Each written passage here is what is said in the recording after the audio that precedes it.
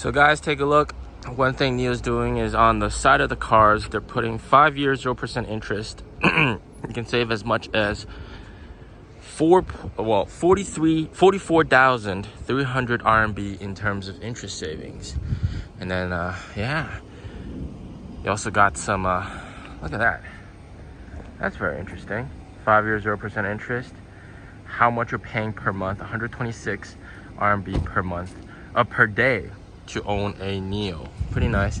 And then you got some test drive cars. People are busy with test drives. You also got envelope cars here as well. Pretty interesting. Yeah, there's my car waiting for a battery swap. Store seems pretty there's some people in the stores. Yeah, lots of NIOs getting repaired and lots of envelope cars as well. Very nice. So guys, the price war here in China is once again heating up intensively, with the theme being value. How much bang for the buck you can get with your car, how economical it is to own one of those cars. And it's not just NIO doing this. Tesla's also doing this with a Model 3. It only takes 80 RMB per day to own a Model 3. They advertise that on their stores everywhere. They tell you that it's very economical to own a car. And of course, with recently new car launches, and just recently the Xiaomi SU7 Ultra launch, reminding everybody that the price war is getting more intense, because this car, the Xiaomi SU7 Ultra, had a pre-order price, a sort of reference price of 814,000 RMB, and that was the price that this car was originally set at, and everybody thought this car was going to sell at around that price. But then when they unveiled the actual price, okay, it was not 814,000 RMB. They absolutely shocked everybody by dropping the price down to 500,000 RMB, nearly 40% price cut. Yeah, so people had super high expectations for this car in terms of pricing, and then they dropped it down to 529.9 thousand RMB. Absolutely shocking everybody, and reminding everybody that everything here in China is about value. Also, the Xpeng G6 just launched with their 2025 version. It's all about value here in China, how much bang for the buck you can get. People are comparing cars with different stores to see how cheap they can get. And not just that, in terms of raw money saved and how much money you can actually get the car for, but then also in terms of how many freebies you can get. They're also really competitive in that front with this price war of 2025. So for example, they get all this stuff, carbon fiber kind of stuff for free. Xiaomi SU7 giving away a lot of different options and everything for free, absolutely free of charge. And you're seeing that be the norm here in China. Everybody's like, this is all free. You get all this service for free. NIO as well, battery swap vouchers for free, all this stuff for free. And the one very important thing that you're noticing here in China is that it seems like everybody's sort of targeting the BBA customers, right? BMW, Mercedes, and Audi customers. The Xiaomi CEO Lei Jun also said that most of their customers are actually from BBA. Li Auto targets BBA, so does NIO. So everybody's sort of fighting for that kind of middle class, upper class kind of customer base.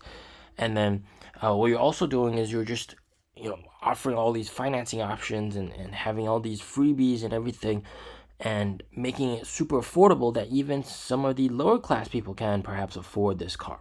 And that's the one big difference I've noticed here in China with NIO, is that before they would just specifically target upper class people and middle class as well. But then now you see there's so much focus on value and so much focus on bang for the buck, how cheap you can get this car.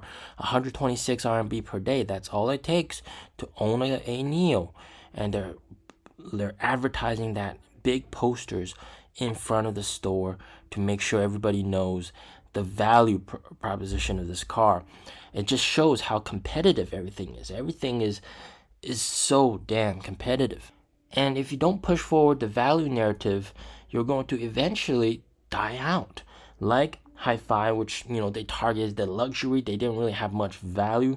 They tried to offer value with the Hi-Fi Y, but that kind of failed because compared to other cars like NIOs and NIO ES6 that offered far more value than the Hi-Fi Y. Why would anybody buy that apart from the design, perhaps? And then you also have GUE, which they've also struggled. They can't offer as much value as what NIO does, right? And then also Weltmeister famously also went under. They can't offer as much value as what NIO or Tesla does. It's all about value, how cheap you can get the car to be for a customer to buy it. And let's not forget that EVs are still abundantly flooding every single shopping mall here in China. There isn't one shopping mall without EV cars, whether it's BYD or Leap Motor or NIO or any sort of EV vehicle. They're gonna be in shopping malls here in China to showcase to customers, and it is just absurd. Okay, there's just an absurd amount of EVs. Like, if you showed this to some foreigner, they would think that, hey, is this an auto expo or is this a shopping mall? I think this is an auto expo, right? So it just shows how competitive everybody is. Everybody's trying to get more people to see their cars. They're trying to get more bang for the buck for customers to buy the car. They're trying to get more incentives for people to buy their car. They're throwing everything they can at customers to try to sell the car. But of course, they've also resorted to trash talking. Okay, people recently said they're not gonna do trash talking, but even NIO has sort of been forced to do trash talking, compare the products directly with Model Y, the Envo directly to Model Y, compare the Envo L90 directly to the Li Auto L9, all right, showcasing that, hey, you shouldn't buy their car, maybe you should buy our car. It's gotten to that extent. It's very, very competitive, and you're gonna have more guys collapse. There will be more people that drop dead, okay, unfortunately. And the survivors, the guys that can offer the most value, will be the ultimate survivors. NIO will definitely be one of those survivors. But a lot of these guys, you see Hi-Fi, gone. Hi-Can that you're seeing in the right corner, gone. All right. Yeah, GUE, gone. There's going to be more that are going to be gone. Polestar just announced job cuts. Here in China, their sales have been terrible. Of course, they're more of a global brand, so they might not be gone now. But here in China, their presence is not even felt.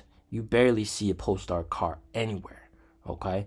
So it's that fight for value right now. Everybody's trying to see who can get their cars cheaper. And customers know this. Customers are comparing cars and seeing who can have more freebies. So the price war is even more intense than ever, guys. So just keep that in mind, all right? And I think NIO doing this strategy, showcasing how much value NIO's offered, just 126 RMB per day to drive an ET5. That's perfect value proposition. That's the genius marketing move they're doing, okay? As always, stay safe, stay healthy. Peace out.